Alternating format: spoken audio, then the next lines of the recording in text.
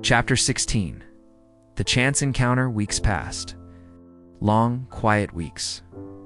No church, no messages, no Katalina. Life felt like it had returned to what it used to be. Just work, survival, and silence. But it wasn't the same. Because now I knew what it was like to be seen, to feel something, to hope. And then one evening, something I never expected happened. I had just finished picking up groceries for my mother. I was walking through a side alley near the older part of the city, a place I hadn't been to in a while. That's when I heard a voice behind me. Fernando. I froze. That voice, I turned around slowly, and there she was, Katalina, standing just a few steps away. No guards, no family, just her. She looked exactly how I remembered, but her face carried something else too. A question, a bit of sadness, and something like disappointment. "I wasn't sure it was you," she said softly. "I didn't think I'd see you again," I replied. She looked at me for a moment. "You disappeared." I nodded, feeling a lump grow in my throat. "I didn't want to," I said. "My family had to move, far from downtown.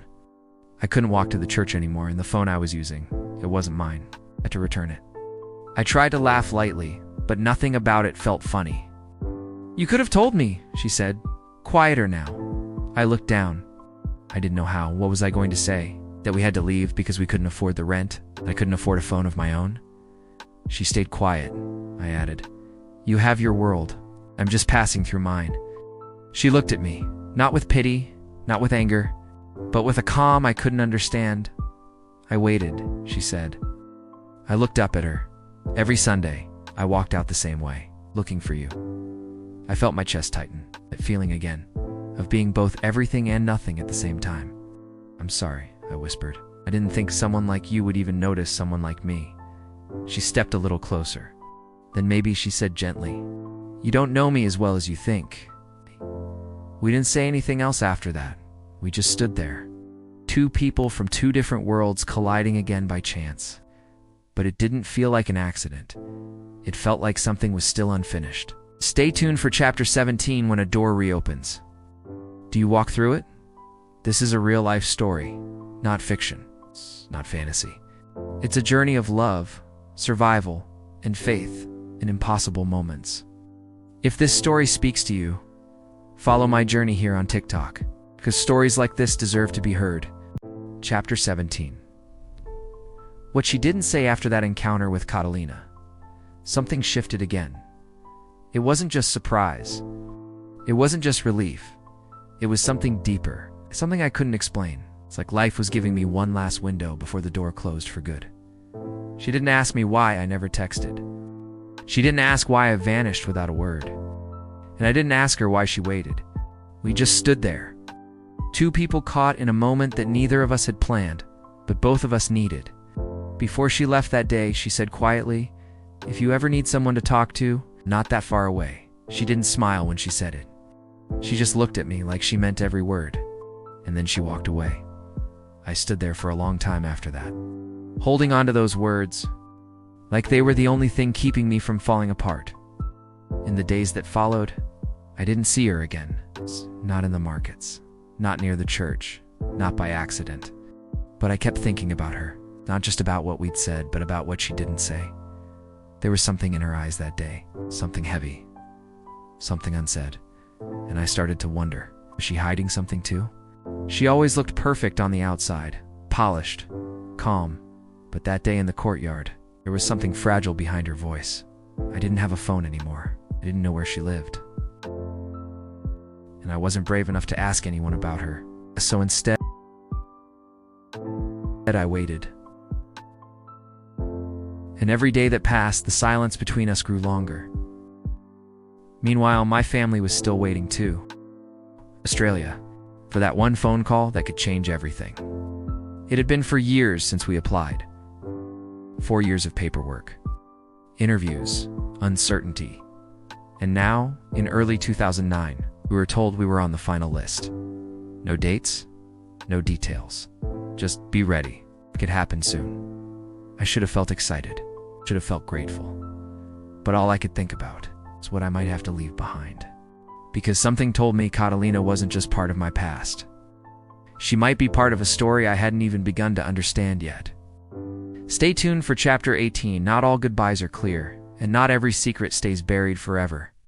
This is a real-life story, not fiction, not fantasy. It's a journey of love, survival, and faith in impossible moments.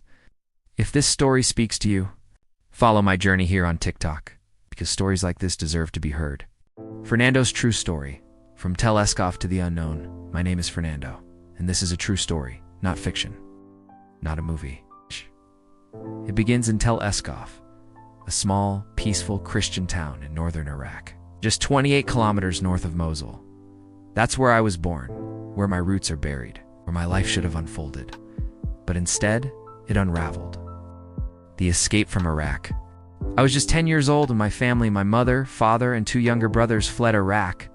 The country was collapsing. Fear lived in the streets, and bombs weren't the only thing threatening us. We crossed the border into Jordan, thinking it would be temporary, thinking we'd rebuild. But what we found instead was poverty, rejection, and years of being treated like we didn't belong. For 9 years, we were outsiders. No stable jobs, no government help, no future. We were living in silence, not just as refugees, but as invisible people. Captured by terrorists in 2005, we made the mistake of returning to Iraq briefly just to attend my uncle's wedding. On the way, we were captured by terrorists. We were robbed, dragged from our car, and left in the desert with nothing but the clothes on our backs. No one was coming. No help. No guarantee we'd survive. But then, a miracle. A stranger. A man with a kind heart and his family in the car. He picked us up, fed us, sheltered us, and refused to take a single coin. We survived. But after that, we knew we could never go back. The dream of Australia. Back in Jordan, we submitted an application for refugee resettlement in Australia. We were told the wait would be long. Months, maybe years. We had no control. So we lived in limbo. And in the middle of that darkness, something unexpected happened. The girl from the church, her name was Katalina. I first saw her in church. She didn't speak. She didn't need to. She walked with grace, dressed with elegance. Came from a wealthy family, her father, a high-ranking officer in the Jordanian army. And I was working 16 hours a day in a dusty supermarket, wearing worn-out shoes, using a borrowed Nokia phone, sleeping in a shared room with 2 brothers and a curtain for a door. But I fell in love, quietly, from a distance. Until one day she walked into the supermarket. And for the first time, she saw me. From eye contact to text messages a month later, I finally spoke to her at church. We started walking together after service, talking, sharing little moments. She had the newest Nokia. I had an old, borrowed one. But that didn't stop the connection.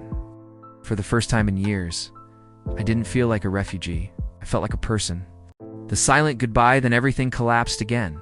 My family could no longer afford rent downtown. We had to move to the outskirts of Amman, far from the church.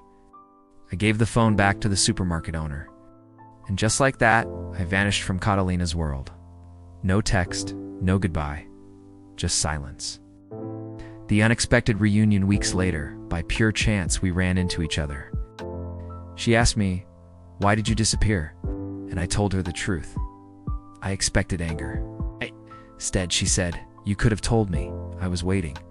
But even in her voice, I could hear something else, a heaviness, a secret. Now it's 2009, and something is coming. Our refugee application is now in final review. We could be called to Australia at any moment. No warning, no goodbye. And I still don't know.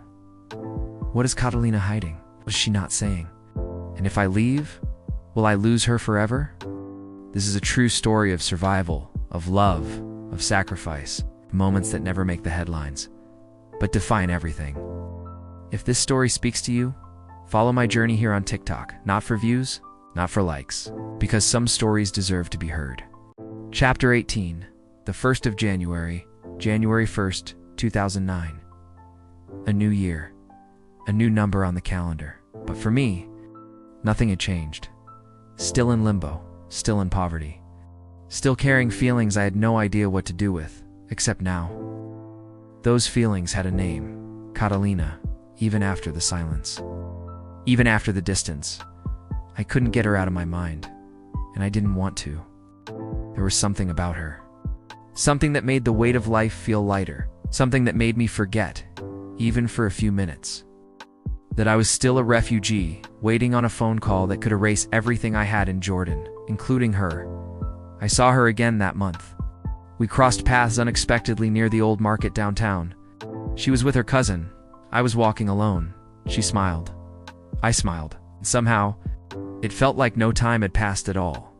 We stood there, talking, laughing. She asked about my family, how far we had moved. I was managing without a phone.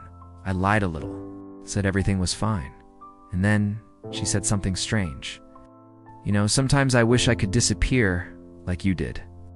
I didn't understand at first. She always seemed to have everything. The life, the clothes, the confidence. Disappear? I asked. She looked around, lowered her voice. There's a lot you don't know about me, Fernando. I wanted to ask. I wanted to press her for the truth, but something stopped me. Maybe fear, maybe respect, or maybe deep down I already knew. That she was living in a world that looked perfect on the outside, but on the inside, maybe she was running too. That night, I couldn't sleep. Again. I kept thinking about her words, that look in her eyes, that half smile that didn't reach her heart. And I realized something I hadn't said out loud until that moment. I was in love with her. Not just because she was beautiful, not because she made me feel seen, but because even when I had nothing, no money, no phone, no future, she still treated me like I mattered, and maybe, just maybe, she needed someone to do the same for her. Stay tuned for Chapter 19. Sometimes the person who looks the strongest is carrying the heaviest secret.